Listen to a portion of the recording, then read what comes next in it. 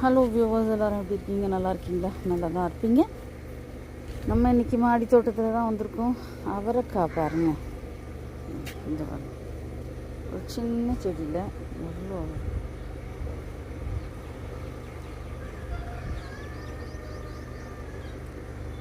அவரைக்காய் காய்ச்சிருக்கு.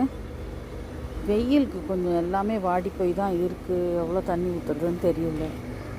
தக்காளி எப்படியும் ஒரு 50க்கு மேலே இருக்குது தக்காளி. இந்த பக்கம் தக்காளி